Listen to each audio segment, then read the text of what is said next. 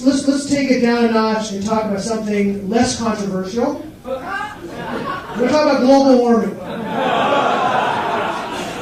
All right. I see people girding up on each side.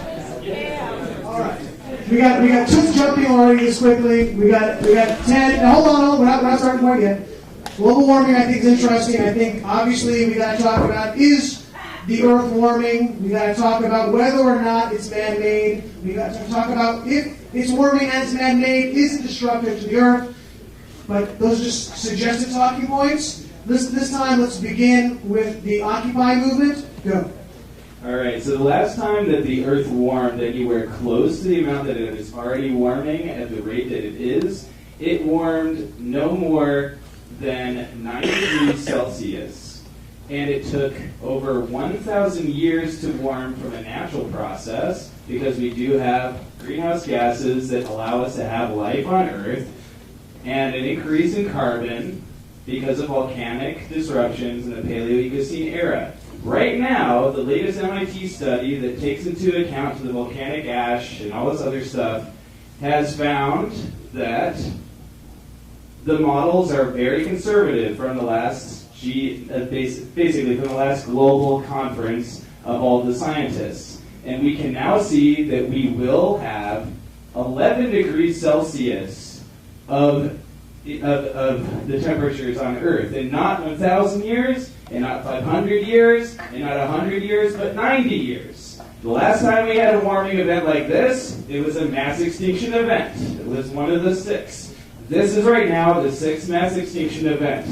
The DNA that our family shares right now, our heritage, is being genocided every day by the level of our consumption and individualism, and not taking into account that we are a global family and we have to make it out of this. 1 in 4 American children can't eat right now because of our food system, which is destroying our environment. And we got to think smart.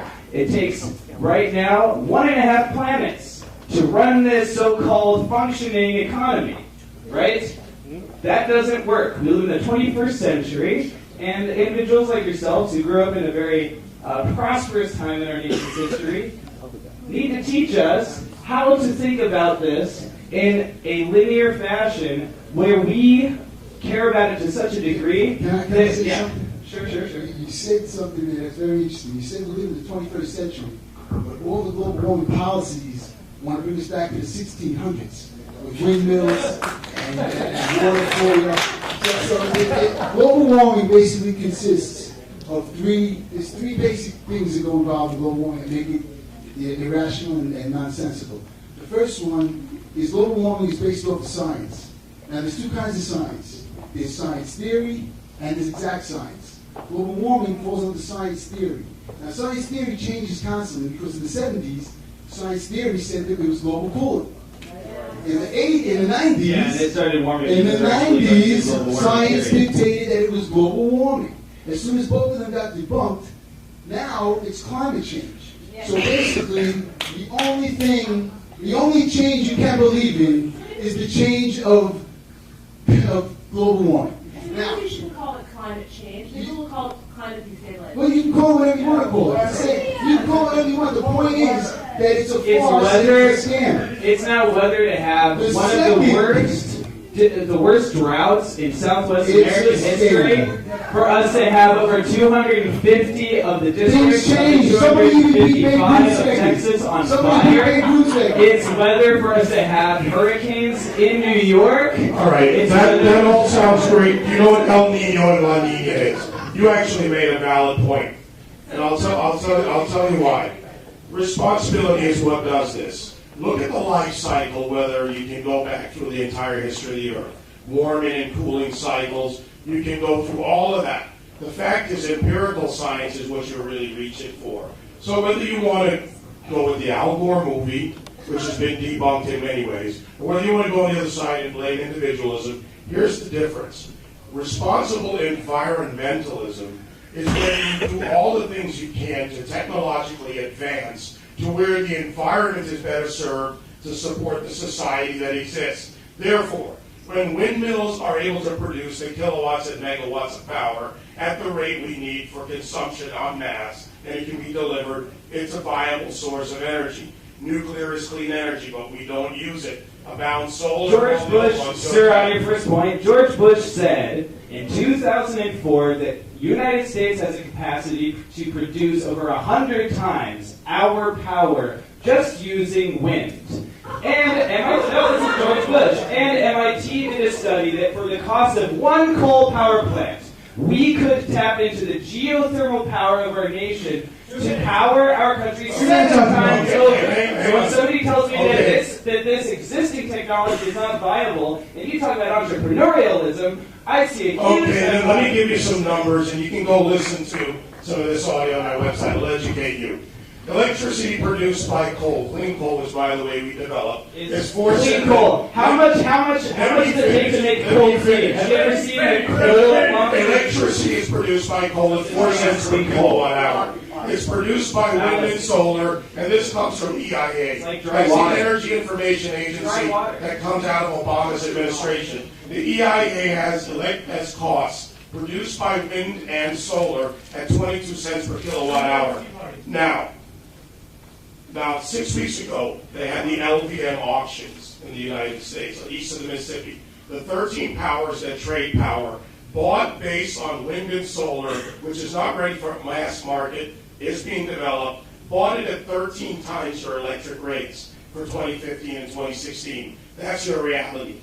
Nuclear power. In New York State, 20% of your power comes from Indian Point for your electricity. So when you get rid of that and you return it at a cost of 22 cents per kilowatt and you raise the rates in 2015 at 8 times, and that is the purchase auction. It is not a futures market. That means that you're going to raise the costs on the poor and the people that can least afford that ship by 8 times. No, their energy is not a speculation. It is a no, it's not. It is a purchase price, which is different than futures trading. And maybe you should go to Wall Street first.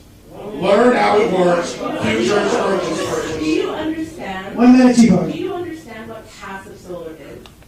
Do you understand what all fossil fuels are? All fossil fuels is nothing more than buried solar for a millennia. That is all. Blah, blah, blah. Buried solar, my you-know-what. Fossil fuels in this country is a geographic issue because our planet didn't move. From the ground is nothing more than sun.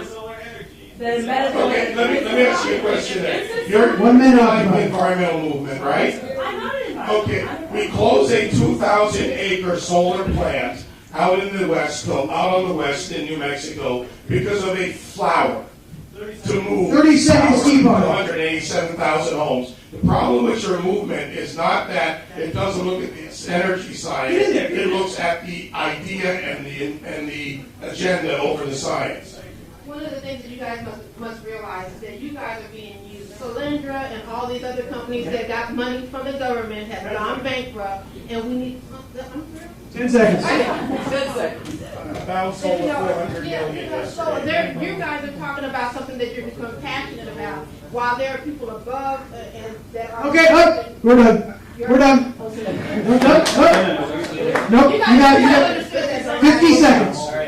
It's all yours. I totally agree with everything you're saying. The environmental movement, which is nothing more than a movement for the perpetuation of life on Earth, has been very well co-opted. Who are the people that are against it? Excuse me, can you take time off of this? The last time I got knocked down because of you. They have a soliloquy. So I totally agree, and if we look at the UN agenda, we have to look at it very clearly because they are using this serious issue of life as an excuse to take over our rights. So we need to stop the bull crap and start working together. So we need to work together for localized, resilient economies. It's local, resilient economies. We can use our innovative, entrepreneurial spirit in this country for our local communities to make their own, and not to have $1 trillion. We're done. We're done on both sides.